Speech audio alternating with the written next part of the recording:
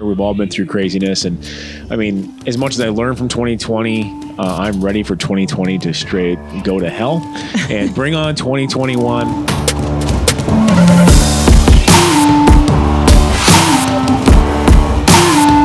If we continuously use the prism of red or blue to justify our actions, our inactions, our natural bias, or our own opinions, instead of using the premise of right or wrong, we are all screwed. Welcome to the Now or Never podcast, all things entrepreneurship, people who just take life and kick it square in the ass, with my beautiful co-host, my wife, Mrs. Brittany Rexius. Hey. Yeah, calling card, what up? So, we haven't recorded a lot of these, and we've been in like freaking 20 cities. People keep asking us, like, when's the new episode? I'm like, fuck, like, we're working like 80 plus hours a week. I got home. See the bags under my eyes. I'm sorry. Yeah, you're just grinding. Just we're grinding. You know, I look, you're starting to look my age. It's just bullshit. So we've had weddings out of state. We're working the third gym. We're looking like a week, maybe two.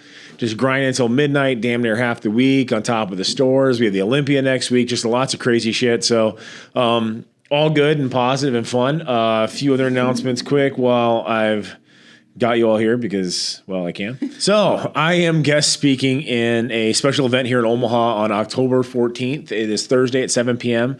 at the Alamo Draft House Cinema on Westport Parkway in La Vista.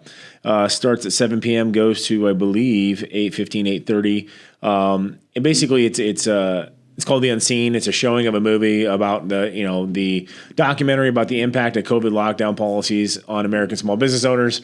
It's not political, folks, at all, whatsoever, because it started with one administration, ended with another, one party to another party. It doesn't matter. It's just about small business owners and the struggles we faced the last 2 years.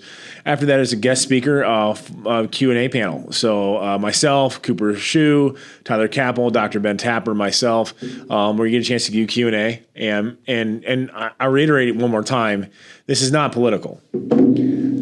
My personal beliefs in politics is I hate all of them, and you're going to get a real view of me. Like, the thing about business owners is, as entrepreneurs and business owners, like, we get pulled away from the fray of bullshit people who pick red or blue because we have to deal with the green, the red, and the black all the time. Mm-hmm.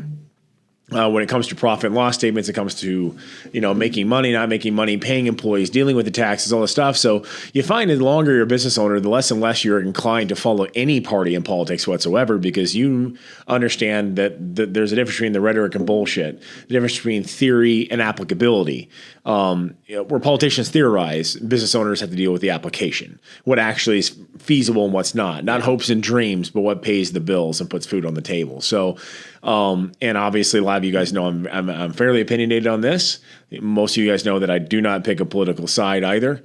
And I'm fairly down the middle in a lot of things. And, I'm in that aspect that you're going to just get a fresh dose of reality. And with us having, locations and business across 20 some states, with all of our companies, from membership type businesses to retail locations to wholesale distribution, ecom.com, retail, in person, we are a plethora of knowledge when it comes to that. And if you want to come ask questions, come ask questions.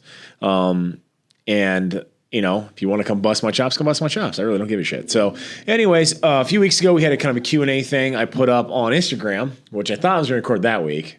And 3 weeks later, so I've given a lot of thought. Actually, I hadn't had to find the damn picture. People wanted some Q&A. And so this will be a shorter podcast. We'll do some more full-length episodes once our time allows. Yeah. But we just kind of wanted to let everyone know what's going on. So the first one is...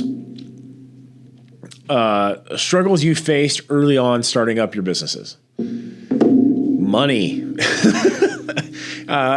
Rexius, I was broke as shit. To be honest with you, I didn't have 2 pennies to scratch together. I just left a job making a lot of money, but I lost my ass in the housing crash. A lot of you guys know the story.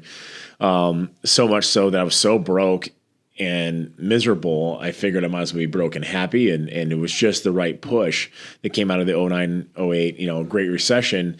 And I think the same thing is going to happen here. I'm already seeing it, actually. I've seen more franchise inquiries and owners and new store startups than I've ever seen in this short a period of time in my entire tenure of doing this. And so is Brittany. We've done a lot of business coaching through a lot of these folks coming in, just wondering if it's the right time for them or not.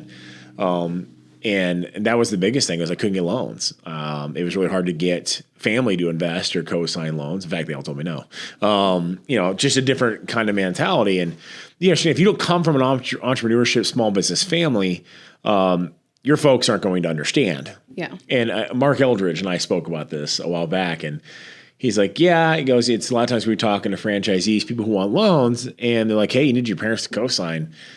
And, they're never going to do that. And we always explain, no parent wants to. Ever. You just sometimes fucking have to because they're your kids. Yep. And that's just is. But my parents were at the stage just said no.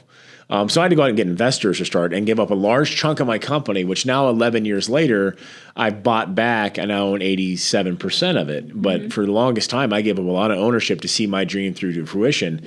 And I knew I wanted it bad enough that I was willing to make that sacrifice. And granted, they made 10,000% return on their money. So it's a good bet. With Iron Heaven Gyms, it was, we could get the loans co-signed because I already had my first business. And that helped us get the leases, and that helped us get the loan acquisition. But to get the money down, we ain't got it, folks. We have 6 kids. So, life is what it is. Complete financial reversals in your 30s and trying to do business in your late 30s. It's, cash ain't there. So Brittany here cashed out her 401ks and went all in. I mean, a lot of you guys are, oh my God, look, the stock market did. You could have made more. I get it, but that's letting a bunch of assholes on Wall Street decide your future. And if you like them, good for you. We would rather have assets that we have our hands on. Yeah. Think of it this way. It's no different than owning a stock or owning a gold bar in your house. I personally feel more comfortable owning a gold bar. Some people feel more comfortable owning a stock. That's fine. The whole market can crash. I mean, the Dow's dropped a shitload this last week, and so is the NASDAQ, just because the fundamentals of the economy, in my opinion, are flawed. We printed more money in the last 2 years than we printed in the last 20, so it's fake cash.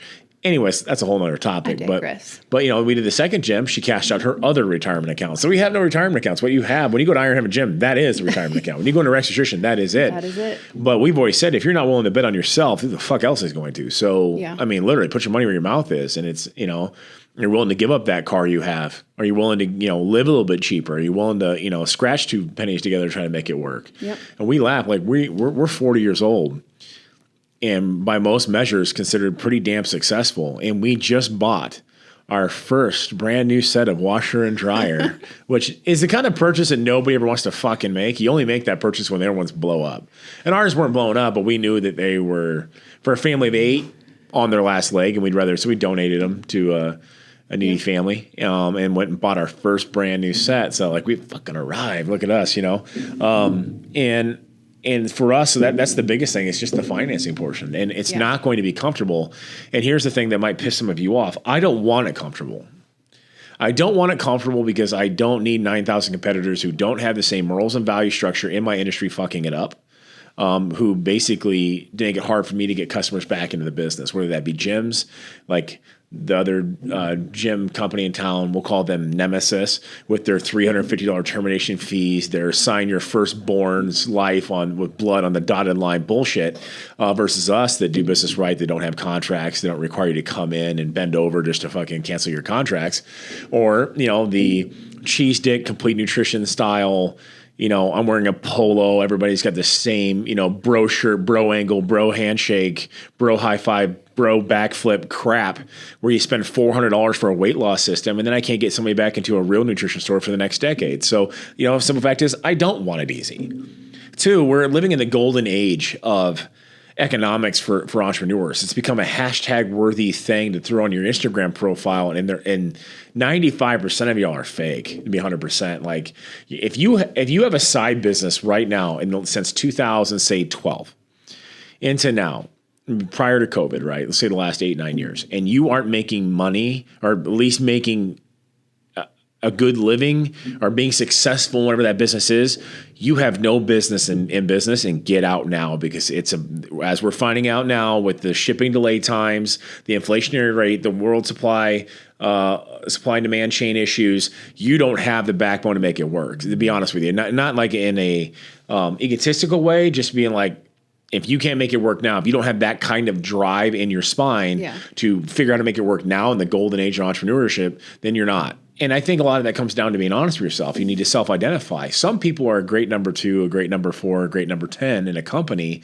but I want to be my own boss. Why do you want to be your own boss? Because you want to be lazy? Because you don't want to clean stuff up? Because you want to do whatever the fuck you want? Or because you're that kind of person that is dedicated to driving a vision and building a legacy based on your work ethic? There's a massive difference. I don't fault anybody for not wanting to have a boss, for wanting to do whatever the fuck they want every day.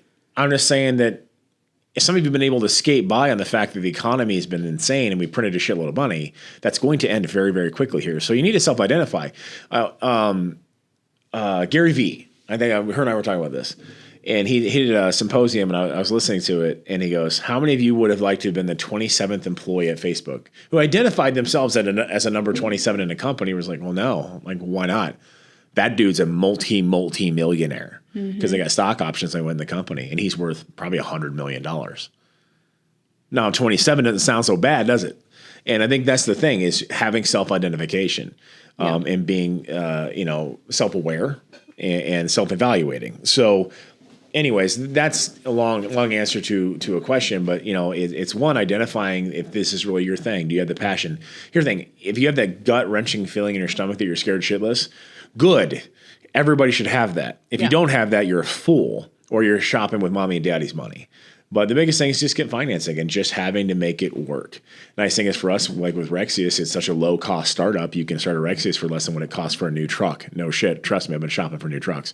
And that gives you that. A lot of people start Rexiuses because they want to start a gym. We can have a company, we've had that conversation a lot. Well, Rexius is retail income. Gyms are a lot more expensive, so it helps you co-sign that loan and have cash flow income coming in. So that's why.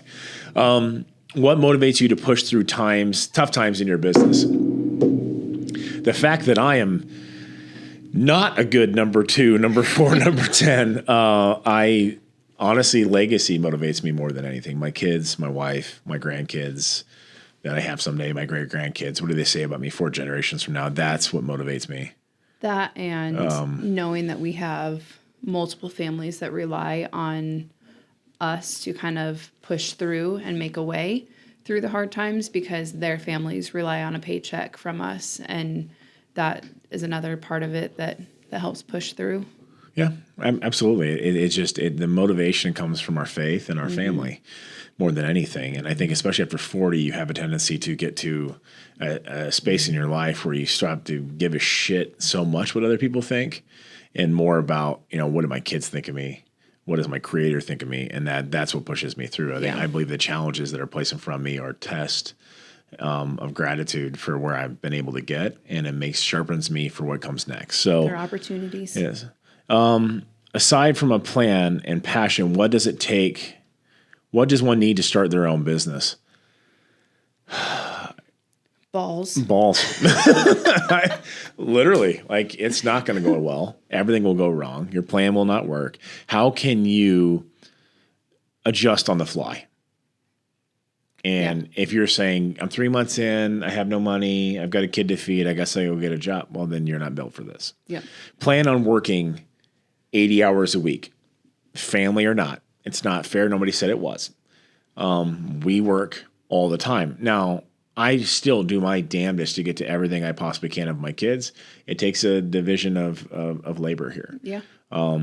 And if you're on your own, then you just got to figure it the fuck out. You got to find out if you have a friend. Who's your core group? Who's your 5 people? We've talked about this before. The 5 closest people that will not pull any bullshit, will not pull any punches either.